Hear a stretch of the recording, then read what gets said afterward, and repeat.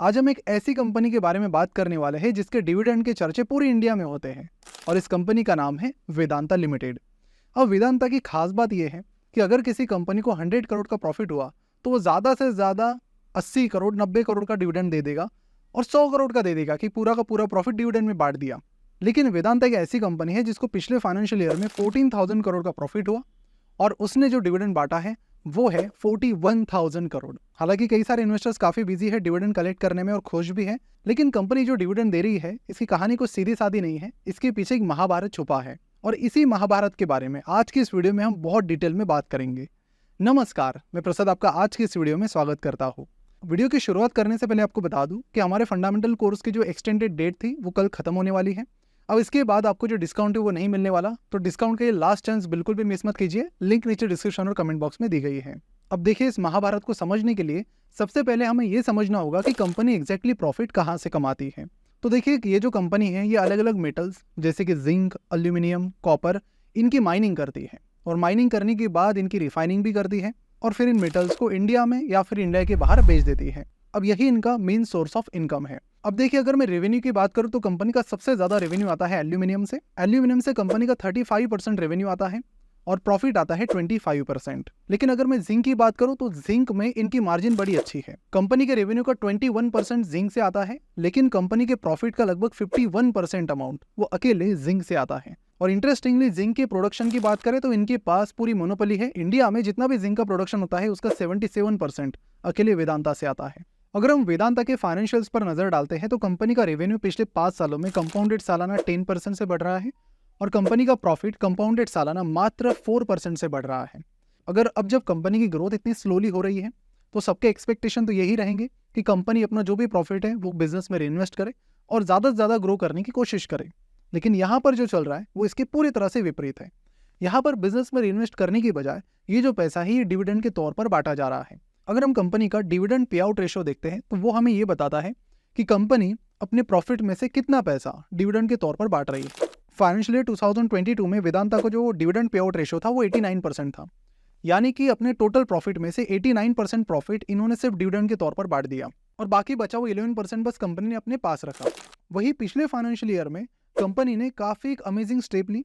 Company का profit था 14,000 करोड़ का, लेकिन कंपनी ने 41,000 करोड़ का डिविडेंड बांटा। अब देखिए, अब आप जो डिविडेंड देते हैं वो जनरली आपके प्रॉफिट में से देते हैं, लेकिन यहाँ पर लगभग प्रॉफिट के 3 गुना का डिविडेंड इन्होंने दे दिया कि जो ऊपर की जो अमाउंट थी वो आई कहाँ से।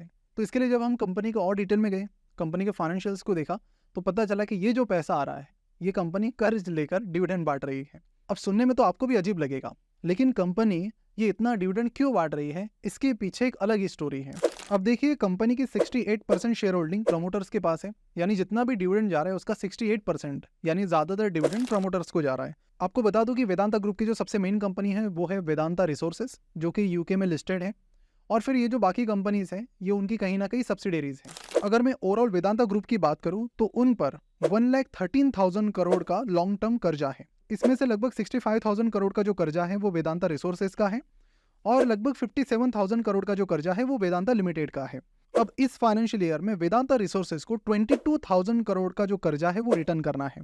पिछले फाइनेंशियल ईयर में भी कंपनी को 22,000 करोड़ का कर्जा रिपे करना था। लेकिन अब आपके दिमाग में सवाल तो आया ही होगा कि वेदांता के ऊपर आखिर इतना कर्जा आया कहाँ से। एक्चुअली क्या है ना कि वेदांता ग्रुप ने अपना जो भी एक्सपांशन किया है वो कंपनीज को अक्वायर करके किया है। अलग अलग कंपनीज को उन्होंने खरीद लिया। अब कंपनीज को खरीदने के 2 तरीके हैं, या तो आप अपने प्रॉफिट में से कंपनी को खरीदो या फिर कर्ज लेकर खरीदो। तो इन्होंने दूसरा तरीका अपनाया, कर्ज खरीदने का। अब देखिए, उन्होंने 2007 में सेसा गोवा को अक्वायर किया, फिर 2010 में इन्होंने एंग्लो अमेरिकन इस कंपनी को खरीद लिया, जो कि जिंक की माइनिंग में दुनिया में एक बहुत बड़ा प्लेयर था। एंग्लो अमेरिकन को इन्होंने 11,000 करोड़ में खरीद लिया था। अगेन ये सारा पैसा कर्ज से ही आया था। इसके बाद इन्होंने केन इंडिया और बाकी कई सारी कंपनीज को खरीद लिया। खरीदने के पीछे इनका यही लॉजिक था कि माइनिंग बिजनेस बहुत तेजी से एक्सपांड हो रहा है, तो यहाँ से हम बहुत ज़्यादा प्रॉफिट कमा पाएंगे और ये जो भी प्रॉफिट है इससे हम आसानी से अपना लोन रिपे करके बहुत बड़ा एक्सपांशन करेंगे। और फिर 2011 में इन्होंने गवर्नमेंट कंपनी हिंदुस्तान जिंक का 64% स्टेक अक्वायर कर लिया। अगर आप हिंदुस्तान जिंक के फाइनेंशियल्स देखोगे तो लगभग 9-10 हज़ार करोड़ का कंपनी प्रॉफिट कमा रही है, लेकिन इस कंपनी में भी वही सिमिलैरिटी है जो वेदांता में है। 10,000 करोड़ का कंपनी का प्रॉफिट था तो कंपनी ने 30,000 करोड़ का डिविडेंड दिया। अब कंपनी का मेन शेयर होल्डर कौन है? वेदांता। तो ये सारा पैसा कहाँ गया? वेदांता के पास। लेकिन वेदांता की जो भूख है वो यहीं पर खत्म नहीं हुई। इंटरेस्टिंग बात यह है कि वेदांता ने रिसेंटली अपना जो इंटरनेशनल जिंक बिजनेस है जो इन्होंने एंग्लो अमेरिकन से खरीदा था, तो वहां पर उन्होंने कोशिश की कि उस बिजनेस को क्यों ना हिंदुस्तान जिंक को बेचा जाए, क्योंकि हिंदुस्तान जिंक के पास अच्छी खासी कैश आ रही है। तो अगेन कैश का फ्लो वेदांता में आएगा, जिससे डेट का रिपेमेंट हम कर पाएंगे, कर्जा आसानी से चुका पाएंगे। अब ये जो डील थी ये लगभग पूरी हो गई थी, तब एक ट्विस्ट आया। एक्चुअली हिंदुस्तान जिंक में अभी भी 29% शेयर होल्डिंग गवर्नमेंट की है। तो गवर्नमेंट के हिसाब से 3 डायरेक्टर्स बोर्ड पर बैठते हैं और उन्होंने कहा कि हम इस डील को नहीं करेंगे। तो इंटरेस्टिंग चीज यहाँ पर यह है कि जिस इंटरनेशनल जिंक बिजनेस को उन्होंने खरीदा था 2009 में, वहां पर 3,50,000 टन का प्रोडक्शन होता था, जो कि अभी आप देख सकते हैं कि रेवेन्यू भी कम हुआ है, एबिटा भी कम हुआ है और जिंक के रिजर्व्स भी कम हुए हैं।